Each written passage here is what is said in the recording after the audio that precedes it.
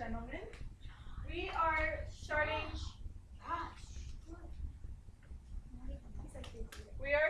reading. Yes, it is.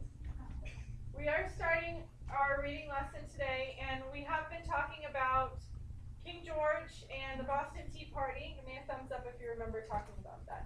What is one thing that you could tell me about King George? Colin, what can you tell me about King George? I think there's something like kind of weird with King George. Okay. He's like making people like buy tea, like people were like on the ship like giving people the tea, like delivering it, off into like the harbor, like it gives like so much of it, the water turns brown and becomes like tea. Okay, let me just kind of wrap that up a little bit. Please put that away. He was taxing the colonists and other people that lived in the colonies money. He's taxing them for products, and some of the people aren't using these products. And so what happened to the people? What's going on? Like, why did they go and dump tea into the ocean or the harbor? Haley? They kind of made groups of patriots, loyalists, and undecided. And the patriots didn't like what King George was doing. The loyalists, they didn't care that he was taxing. And the undecided didn't know which way to go. They didn't know if they wanted it or not. Okay, good. One more comment, Kenzie. They were dumping tea out into the harbor because they thought if they had to pay for something that they didn't use, that you should pay an amount for the tea too. That King George should have to pay? Okay. Alright, this is what I need you to do. I need you to bring a pencil, grab your clipboard from your cubbies, and come have a seat on the carpet. Just you push it for each chair.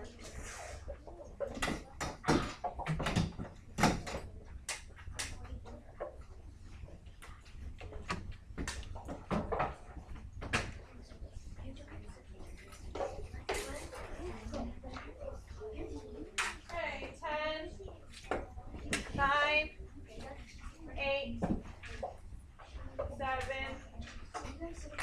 6, 5, 4, 3, 2, stop. 1. All right, Haley, Caitlin, and Erica, I want you three to come fill in this empty space right here, please. Navari, come sit up here by Brandon. Thank you.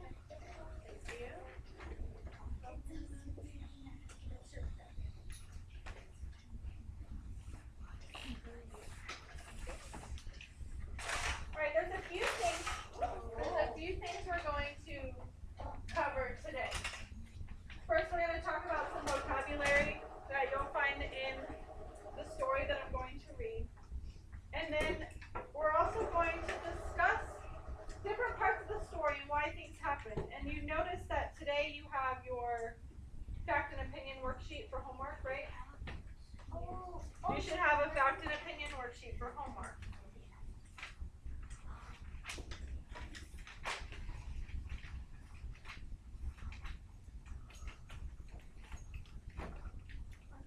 So we'll touch briefly on fact and opinion. What is a fact and an opinion? What's the difference between a fact and an opinion? Navaria? Fact is something that's already true and there's something. And opinion is something that you think but it doesn't necessarily. Okay, and so a fact is something that's true, and how do you know it's true? How can you tell that it's true and not just like my opinion? The sky is blue. How do you know that that's a fact? Dalton? Because you see it every day. You can see it every day, but how else can you tell things are facts, Alexis? You can prove it. So it's something that you find written, or you can test something to prove that it is true, correct? Yeah, Sean. Have a seat, please. We'll use your planner. Alright, so today we are reading a poem. This is called a taxing poem.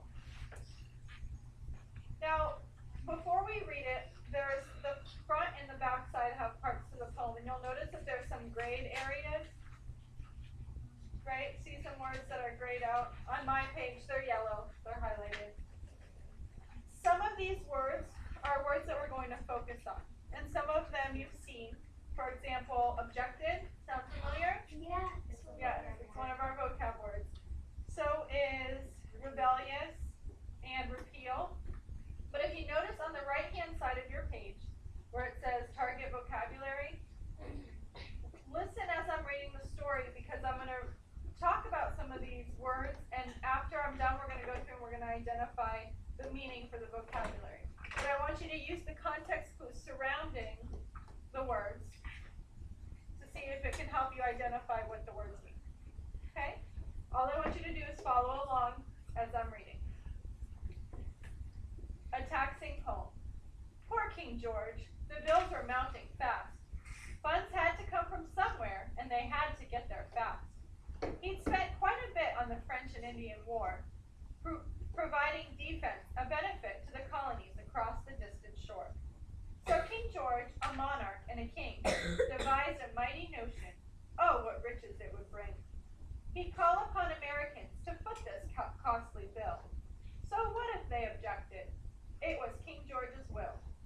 Then King George a tax he did decree. Now every printed item was subject to a levy. And to each pesky colonist who dared to be contrary, he'd say, it's got its advantages, it's only temporary. Now King George was taken by surprise. That the people were rebellious, he never did surmise. Word would spread like fire all across the nation. We will not pay these taxes without proper representation. So King George, who did not want to fight, thought he'd repeal the tax, but still retain the right to tax every American, the mighty and the small. He'd bide his time, he'd wait a while, and then he'd tax them all. Sly King George, I am on the next page. You turn your paper over. Sly King George from across the sea enacted other taxes on lead and paint and tea. In Boston, angry colonists who did not like this notion rounded up the tea and dumped it in the ocean. Oh, King George felt like an angry dad whose children needed punishment for making him so mad. He closed the port of Boston with a firm and iron fist and hoped to stop the movement that was growing in the midst. Then King George, believing he was right, at Bunker Hill did battle, at Lexington did fight. But the colonists weren't lambs, as previously thought, and stating independence against King George they fought. But King George, seated on his throne, gathered his advisors so he would not feel alone. Prohibit all their armies from taking all my land. The more they fight, said George, the taller I will stand. Old King George, defiant man was he. Yet in the end, George surrendered to a patriot victory. Each night brings him triumph, yes, at last. Or so it seems. For people pay their taxes, if only in his dreams. That's the poem. It's called the Taxing Poem. So I want to hear your thoughts on that poem. Just real quick, just a real quick thought. So we're going to talk a little bit deeper about the poem, but what did you think, Josh? I think it was like just a summary of what happened. Like it wasn't long, it was just like 2 pages. It was like a real quick summary. So it was a quick summary, and all of this should sound familiar to you, right? Because we've talked about it. We talked about it last week in various ways. We read a fictional story about it, and we also read a nonfiction story. Navaria, what did you think? What he said? All right. So let's look at your paper where it says target vocabulary. You'll see the words here. Something hopeful and useful. What would be something helpful and useful? Midst, repeal, benefit, contrary, or advantages? Brandon?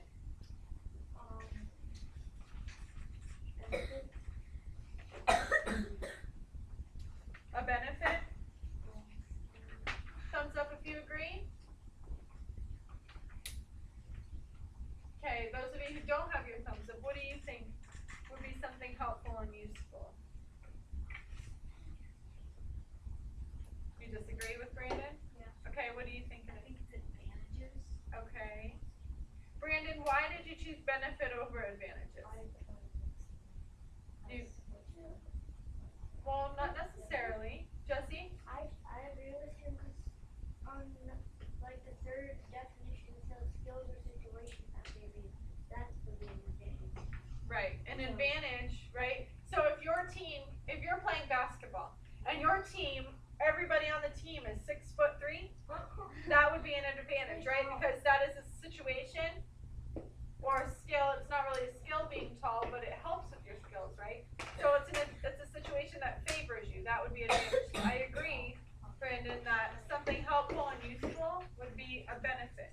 And if we go back and read the sentence, it says, he spent quite a bit on the French and Indian War, providing defense, a benefit to the colonies across the distant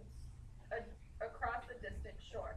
So a benefit is something helpful and useful, and what he was saying was helpful and useful in the story was the defense.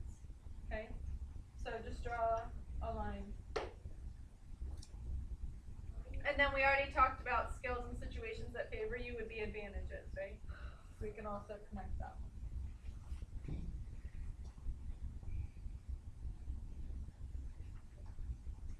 All right, now let's talk about the word midst. Midst, the top word there. In the story, it's used, it says, oh, King George felt like an angry dad whose children needed punishment for making him so mad. He closed the port of Boston with a firm and iron fist and hoped to stop the movement that was growing in the midst. So based on the clues in the story and the definitions here, what would be the definition for midst? Chase? In the middle of something. Okay.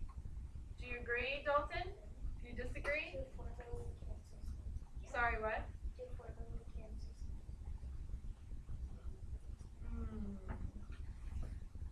I don't know. Josh, what do you I think think? it goes against majority or stubborn. Midst? Let me read it again. It says, he closed the port of Boston with a firm and iron fist and hoped to stop the movement that was growing in the midst. Brandon? Okay, I agree too. Chase, I think that in the middle of something, so they're trying to stop something that's going on. So they're trying to stop something that's in the middle of what's going on. All right, repeal. This is one of our vocabulary words. I should see everybody's hand in the air because we have a vocab test on Friday. What does repeal mean? Repeal. What does repeal mean?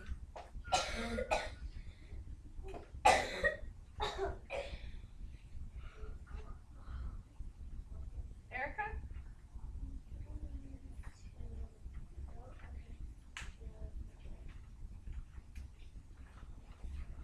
I think it could be, but based on some of the other definitions, I'm not sure. Josh? This one would be to formally cancel something. Right, to formally cancel. Remember in our vocabulary definitions that you have in your notebooks, you have to go against or to turn against something.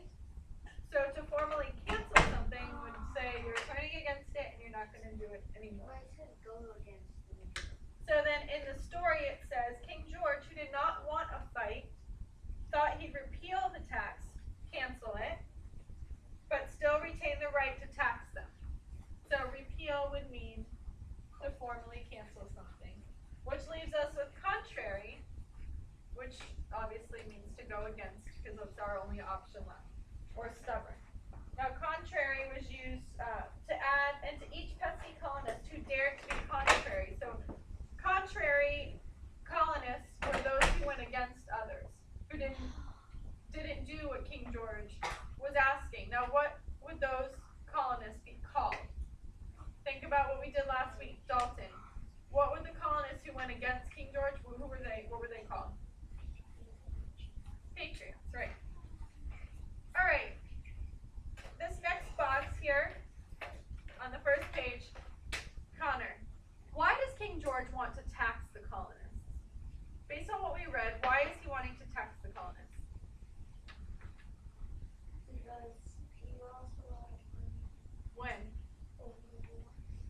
war?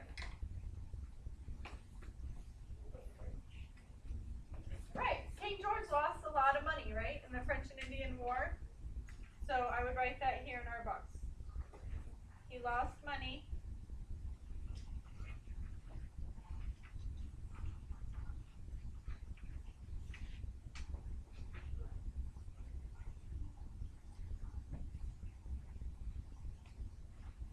Any other reason that you can think of that we've talked about? We think we covered it. Annie? Okay, he wanted to become more rich.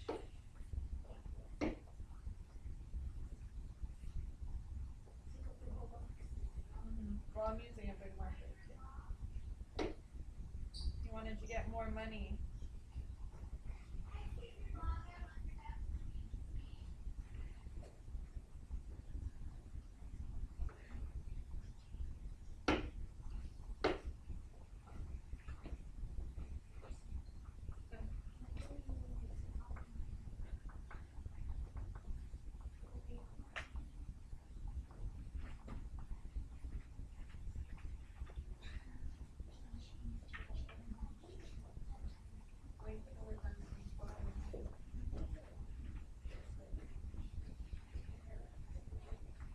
Alright, turn your papers to the next page. We're going to go over a couple more questions together, and then I'm going to have you do something on your own. Alright, so we know why King George is taxing them, right, Chase? We figured out why he wants to add this tax. But now I want to know, why are they against the tax? Why don't the colonists want to pay for the tax that King George is trying to charge them? Navaria? Because they don't want it, what he's buying, because he's using their money to buy something they don't want. Okay, so he's trying to tax them for goods and products that they don't want. He's buying and bringing in all this tea and other things, and they don't want the tea, right? Alexis?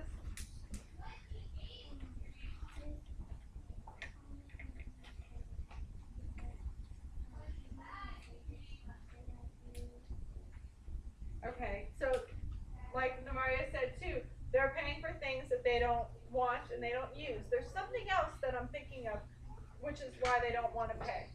Do you remember? The Patriots, they don't want to pay them because like the stuff they're not like the tea and stuff they're not buying it, so they shouldn't have to do the Okay. stuff they can.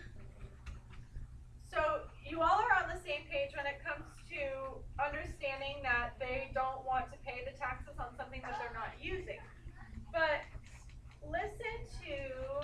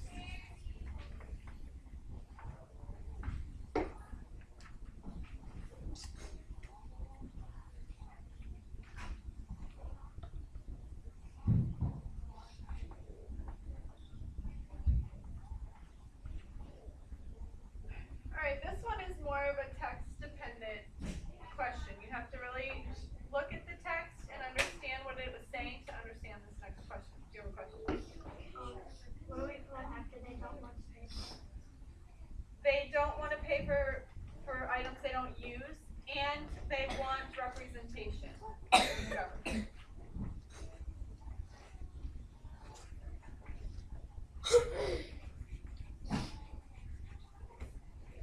Alright, how well did the colonists fight at Bunker Hill in Lexington?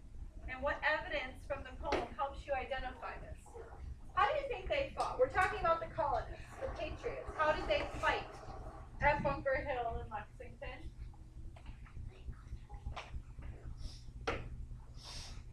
Take a minute to look at the text, underline where it talks about how they fought.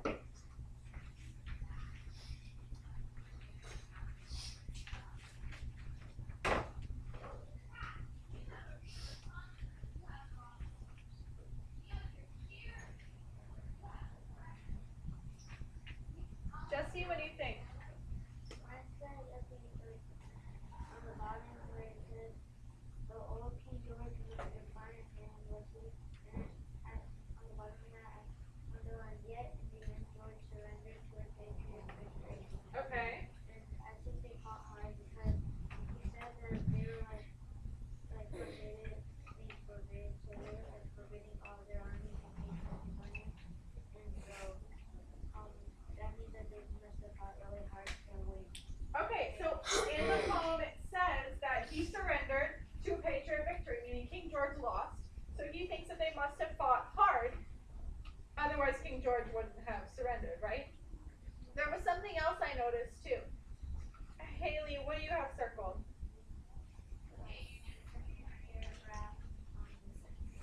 Okay, can you read it and why? Tell me why you circled it.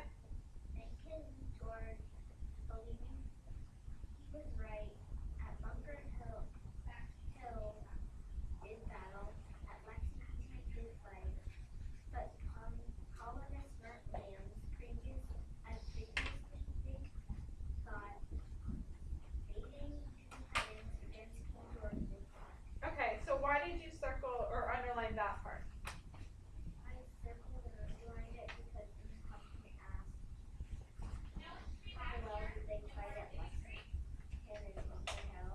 Okay. And in the paragraph it said, at Bunker Hill, Lexington, and fought. Okay, good.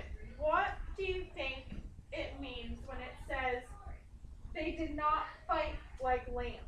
They weren't lambs. What does that mean? What do you think the word lambs in this poem represents? Chase? Because lambs fight really strong, they're just soft. Lambs are soft and fluffy and cozy. and Yeah. Lambs signifies that they were weak. So this is saying they weren't lambs, as King George thought. King George thought it was going to be a walk in the park, but it really wasn't for him, right? So I think that Haley had awesome thinking to circle that paragraph, but then who else was it that answered me? Jesse? Jesse was right too, because King George had told us that King George surrendered, right? So the colonists fought hard.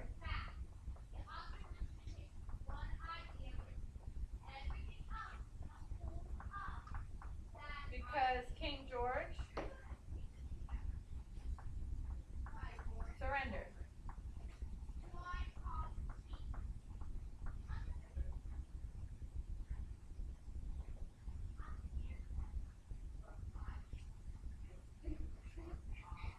I also wrote down lambs equals weak. Okay, in the story. Josh, comment, question? I think that the author put in lambs to show that King George thought that they weren't gonna be like all tough and they had no chance to win the battle. Then in the end, King George realized that the colonists at Patriots were really strong, so he surrendered because he thought he might lose either way. Yeah, so it's funny how sometimes when you go into situations you think that maybe something won't be so challenging, and then sometimes you're taken by surprise, right? Because you realize that something is a lot more difficult than what you had expected. I love your input on this poem. I think that you all have really thought through King George and how the revolution began. So now I want you to take a few minutes and I'm going to read you these instructions. When I'm finished, I'm going to have you write about the discussion here. So this says, think about the way this poem characterized King George. What does it mean to characterize somebody? What does character or characterization mean? Colin? Okay. Dalton? You gotta talk up. I can't hear you over Miss Schneider.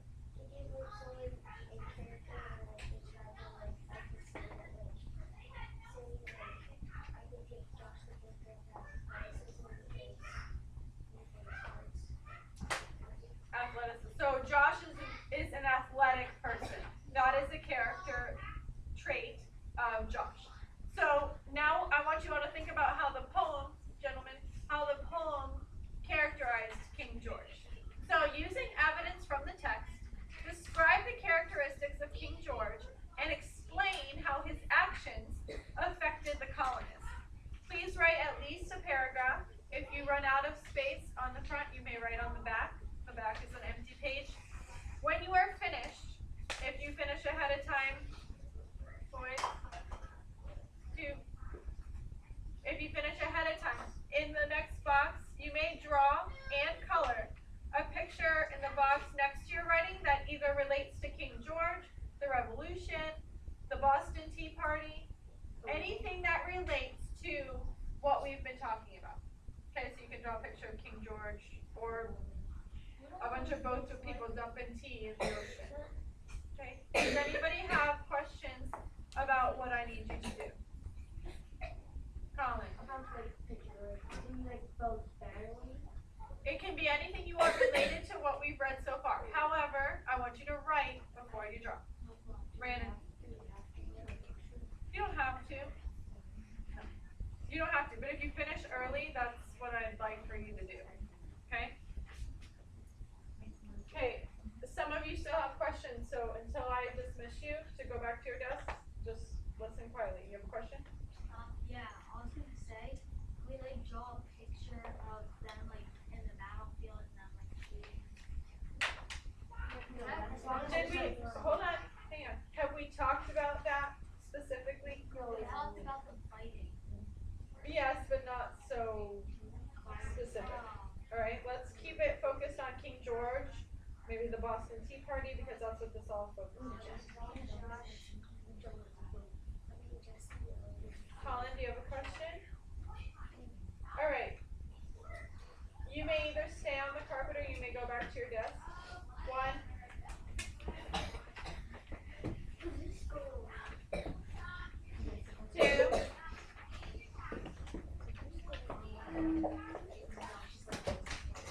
Great.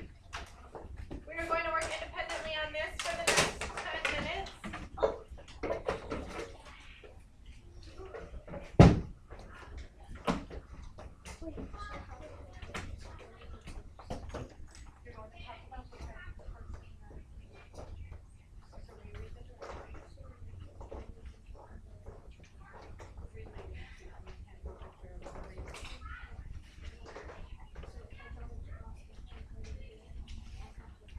No, you're writing about how much you right. No, you're going to write this, and then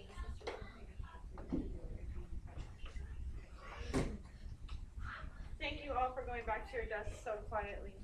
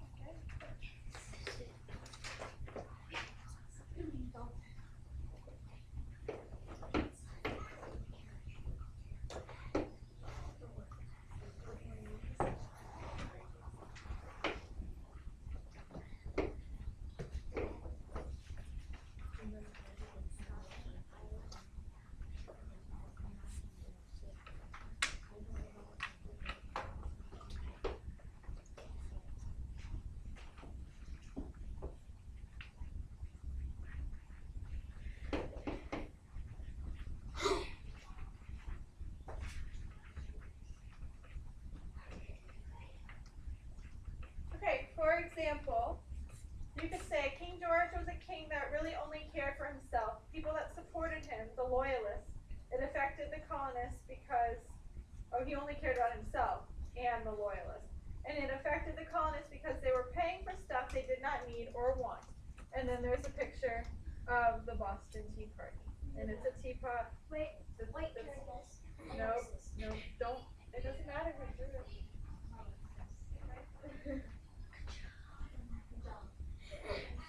Good job, Alexis, and happy birthday.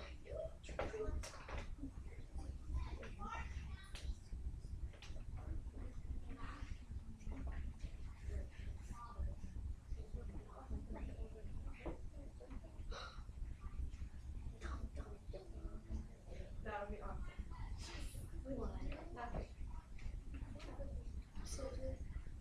Okay, you have about 5 more minutes to work on this. King George the King of the 13 colonies back then?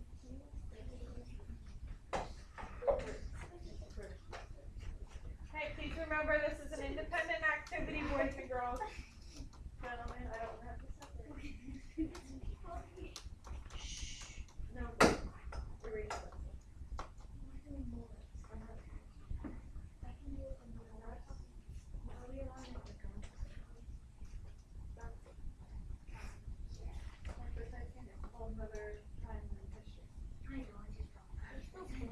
Jesse, I like that you're applying everything that you learned. What?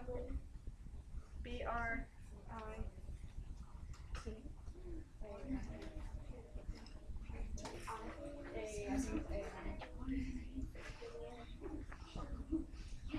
Are you done with your writing? Okay, let me see your writing. Let me see your writing. I want to read it.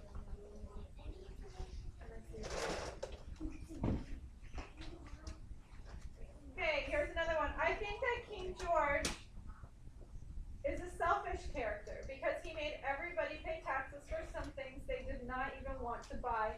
And they all said no taxation until representation. Also, he is a stubborn character because he would not go down without a very big fight. So, Dalton, I like that you used things that you heard in the story. You said no taxation without representation, and you also pulled that word stubborn. It said, I remember it said in there that he was stubborn, right? No. Yes, it did. I swear it did. I don't swear. It said.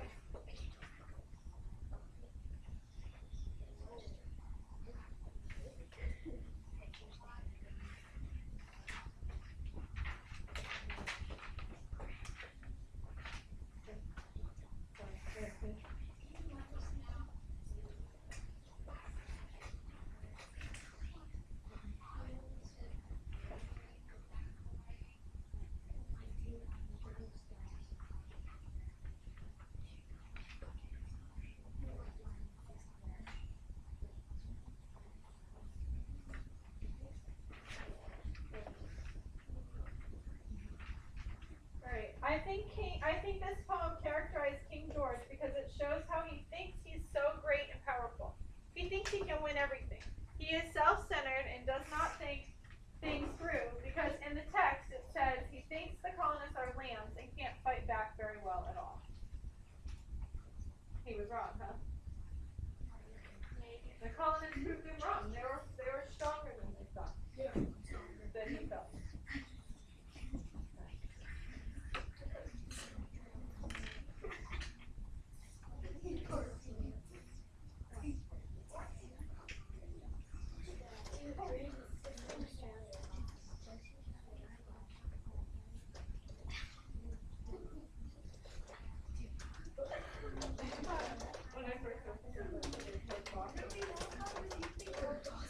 Okay, ladies and gentlemen, I need you all to please come back to the carpet in 10, 9, come back and have a seat on the carpet, please. 8, 7, 6, 5, 4, 3,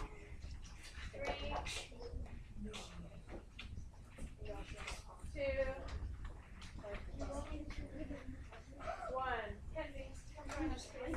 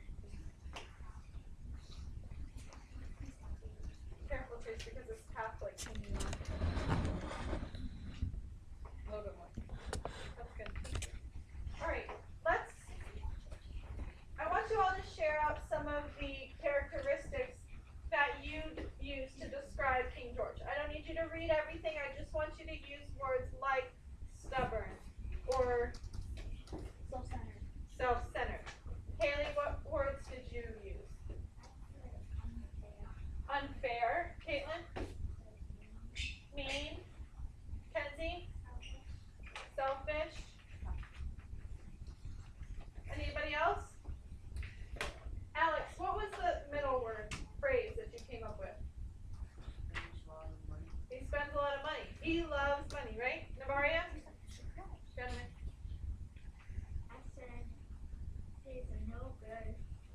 Unfair tax charges. Well, let's leave that part out. So he's a non-fair tax charging man. He's cool. And the colonists did not like him. Last comment, Brandon. He was determined. That's an interesting word. He was determined. Why? Can I see? Can I read it?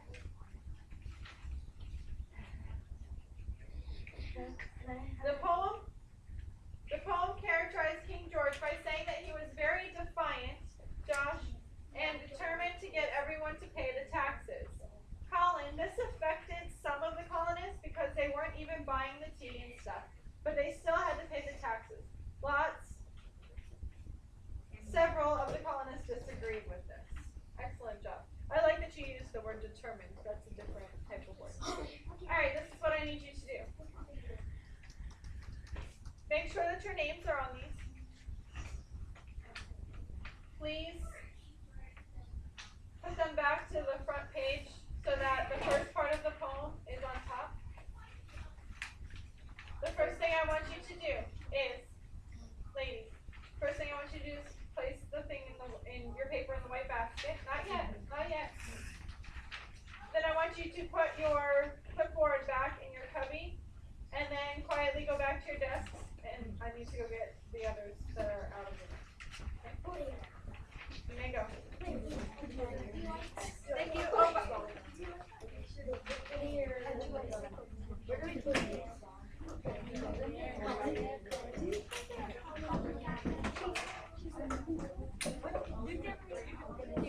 Okay.